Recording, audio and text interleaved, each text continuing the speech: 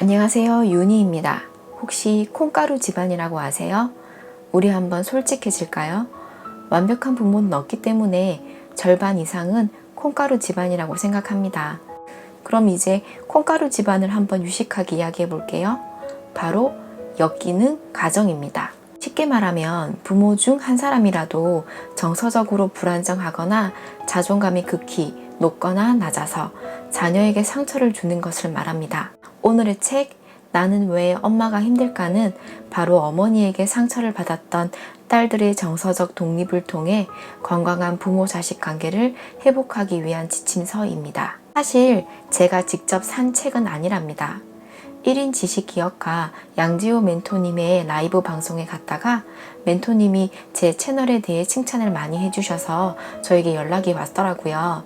그저 책 속에 잘 부탁한다는 말이 아니라 마음에 감동이 있으면 리뷰해 달라고 하신 말씀이 좋았답니다. 그래서 마음으로 거저받은 책이기에 오늘 영상을 보시고 나에게 정말 필요한 책인 것 같아 라고 생각이 드는 분은 댓글 남겨주세요. 가장 처음 댓글 남겨주신 분에게 제가 나는 왜 엄마가 힘들까와 저의 소장 도서 그리고 손세정제를 선물로 보내드리겠습니다. 손세정제는 치킨 쿠폰을 선물해 주셨던 장성민 이사님께서 보내주신 겁니다. 감사히 잘 쓰고 있으며 남편 없이 자녀를 키우고 있는 분에게도 반찬과 함께 선물 드렸습니다. 나누었음에도 손세정제가 남아서 같이 보내드리겠습니다. 제가 원하는 건 여러분의 마음이기에 거저받은 마음은 다시 필요한 곳으로 돌려드리겠습니다. 제 채널의 완성은 선배님들입니다. 다시 한번 감사하다고 말씀드리고 싶습니다. 책 소개하겠습니다. 나는 왜 엄마가 힘들까? 나르시스트 엄마에게 고통받는 딸을 위한 정서적 독립 프로젝트 썸머 지음 책과 이음 2020년 3월 16일 256페이지 가격 15,000원.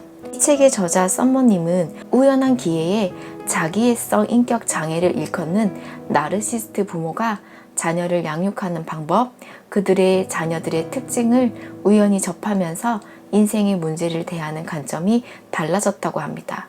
후에 본격적으로 수많은 서적, 논문, 피해 사례를 찾아 홀로 공부하였고 이를 학대 피해자들과 공유하기 위해 2018년부터 유튜브 채널 썸머의 사이다 힐링을 운영하기 시작하였습니다. 현재 유튜브 채널의 구독자는 17,000명 정도로 많은 분들을 위로하고 계십니다. 상황을 제시할 테니 학대인지 아닌지 판단해 보시길 바랍니다.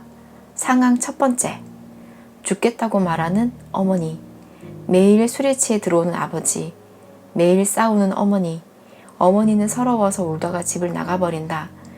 새벽까지 어머니를 기다리던 어린 자녀는 멀리서 오던 어머니의 모습에 버선발로 뛰어나간다. 어머니는 매정하게 차에 뛰어들어 죽을까 했어. 너는 엄마 없어도 잘 살겠지만 네 동생 때문에 돌아왔어. 라고 말한다. 상황 두 번째, 자녀의 성과는 곧 부모의 트로피.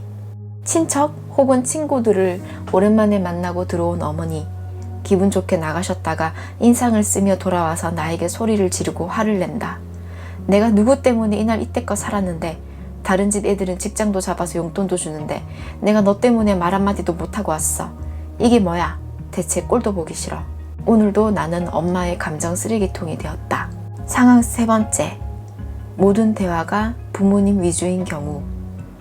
어머니와 대화를 하면 항상 자존감이 낮아지고 내가 세상에서 가장 쓸모없는 인간처럼 느껴진다. 단 한 번도 제대로 된 칭찬을 해준 적이 없다.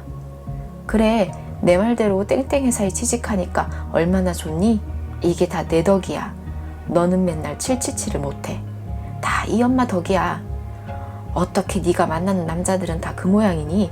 만나는 남자들 수준을 보니 네가 평소에 행실이 어땠는지 알만하다. 상황 네 번째, 끊임없이 요구하고 요구하는 어머니.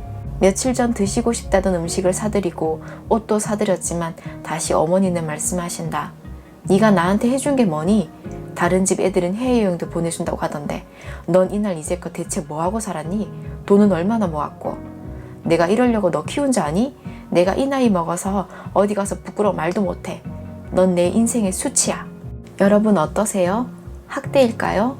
아닐까요? 어렸을 적 폭력과 방임만이 학대는 아니라고 생각됩니다. 일부 부모님들은 자식을 트로피처럼 생각하고 끊임없이 요구하고 집착합니다. 그리고 뜻대로 되지 않으면 자신이 얼마나 큰 희생을 치렀는지 피해자라고 말하며 끊임없이 자녀에게 죄책감을 심어줍니다. 자녀에게 결코 주지 말아야 할 정서는 바로 죄책감이라고 생각합니다. 당신은 학대를 받았나요? 당신은 똑같은 상처를 자녀에게 주고 있진 않나요? 이제 부정적인 정서의 대물림을 끊고 보다 나은 인생을 살아가고 싶으신가요? 그렇다면 이 책을 추천합니다. 목차 보실게요. 프롤로그, 나는 엄마의 엄마로 살아왔다. 1장, 딸을 사랑할 수 없는 엄마. 영원히 만족할 수 없는 엄마. 희망 고문을 끝내자. 2장, 항폐해진 우리 가족. 엄마는 우주의 중심, 태양. 못 본 척 외면하는 아빠. 3장, 엄마라는 성에 갇힌 딸. 딸은 엄마의 아바타. 4장, 사랑도 일도 꼬여가는 딸. 절망의 구렁텅이에 빠진 딸. 5장, 이기적이어도 괜찮아. 저는 왜 엄마를 용서하지 못할까요? 엄마와 인연을 끊어도 될까요? 이제 나는 내가 양육한다.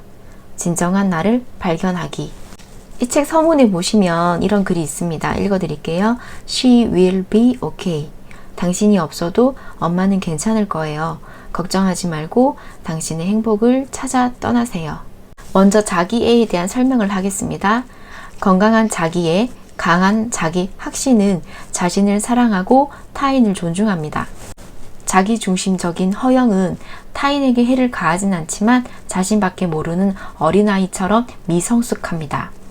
일반적인 나르시스트는 공감 능력이 결여되어 있고 다른 사람보다 뛰어난 대우를 받기를 원합니다.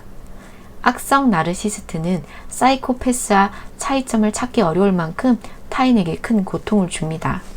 43쪽, 딸은 엄마의 감정 쓰레기통. 나르시스트인 엄마는 겉으로는 완벽해 보이지만 내면으로는 깊은 상처, 분노와 스트레스로 가득 차 있습니다. 그래서 가장 힘이 없는 자녀를 자신의 감정 쓰레기통으로 삼습니다. 그리고 부부 관계의 일을 마치 자식의 잘못인 것처럼 뒤집어 씌웁니다. 때로는 몸이 아플 때마다 자녀를 원망합니다. 내가 너를 낳다가 이 고생을 해서 지금까지 아픈 거야 라며 자녀에게 죄책감을 심어줍니다. 52쪽, 엄마의 부모가 된 딸. 어린 자녀는 성인인 부모로부터 충분한 돌봄과 사랑을 받아야 하지만 부모님의 감정 기복이 심할 경우 어려서부터 부모님의 감정선을 읽기 위해 끊임없이 안테나를 세워야 합니다. 내가 아닌 부모님에게 온 신경을 집중하기 때문에 겉으로 봐선 배려심이 깊은 아이로 보이겠지만 사실은 자신이 원하는 것은 무엇인지 점점 알 수 없게 됩니다. 점차 부모님은 자녀의 자존감과 에너지를 빼앗아 가게 되고 자녀는 그러한 사실조차 알지 못합니다. 시간이 흐를수록 강박적으로 부모님의 요구를 들어주고 희생하는 것에 노력하게 됩니다. 타인이 보기에는 효자, 효녀이지만 자신을 제대로 돌보지 못하는 불쌍한 사람일 뿐입니다. 그림 83쪽을 보시면 어머니가 태양과 같이 군림할 경우 아버지의 역할, 자녀의 역할에 대해 나오고 있습니다. 저는 자녀의 역할 먼저 설명드리겠습니다. 71쪽 자녀의 역할 첫 번째, 돌보는 자, 케어, 테이커. 나보다 다른 사람을 돌보는 희생의 아이콘입니다. 주로 장녀가 담당합니다. 과도하게 가족을 돌보기 때문에 정작 자신의 건강 문제는 소홀합니다. 이럴 경우 에너지의 90을 가족에게 쓰기보다 에너지의 방향을 바꾸는 것이 중요합니다. 가족은 쉽게 변하지 않으나 나를 향한 질적 투자는 그 효과가 배가 될 것입니다. 두 번째, 마스코트. 가족을 즐겁게 해주는 분위기 메이커 역할을 합니다.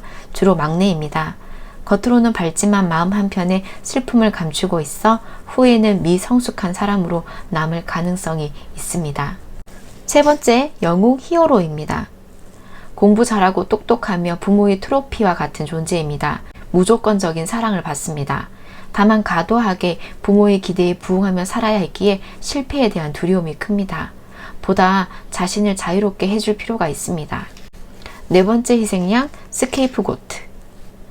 희생양은 가족이라는 이름 안에서 일어나는 모든 부정적인 것을 감당합니다. 때문에 가장 심각하고 치명적인 상처를 입습니다. 사실상 모든 가족의 감정 쓰레기통인 셈입니다. 사실 저희 어머니가 그랬습니다. 모든 부정적인 상황과 감정은 다 어머니 때문이었습니다. 단지 어릴 적부터 몸이 약하고 아버지를 많이 닮았다는 이유에서였습니다. 희생양은 극도로 자존감이 낮으며 마음의 상처가 깊습니다. 5번째 역할, 잃어버린 아이, 로스트 차일드. 있어도 그만, 없어도 그만. 성인이 되면 관심을 받고 싶어하는 갈망이 커지긴 하지만 대부분 소극적이어서 앞으로 나서지는 못합니다. 나를 보호하기 위해 다른 사람과 깊은 관계를 맺지 않아야 한다고 배워서 사회성이 극도로 낮습니다. 그렇다면 어떤 사람이 과연 이런 태양과 같은 존재, 어머니랑 사는 것일까요? 그리고 이 분의 역할은 무엇일까요? 나르시스트는 결혼 전에는 외적으로 상당히 매력적입니다. 하지만 상처가 있습니다. 그래서 이러한 상처가 있는 이성을 사랑하는 아주 착한 남자가 주로 배우자가 됩니다. 너무 착하기 때문에 상처 많은 나의 애인을 위로하려고 애씁니다. 매우 과한 공감 능력으로 애인을 도와주기 위해 노력하지만 사실 바뀌는 것은 없습니다. 여러분도 아실 겁니다. 사람은 쉽게 변하지 않습니다. 본인의 의지로 끊임없이 노력해야 할 수 있지 그저 착함으로는 이길 수 없습니다. 그래서 배우자의 역할은 돌보는 자 혹은 희생양이 됩니다. 배우자를 너무 사랑하기 때문에 최대한 배려하며 조심할 뿐입니다.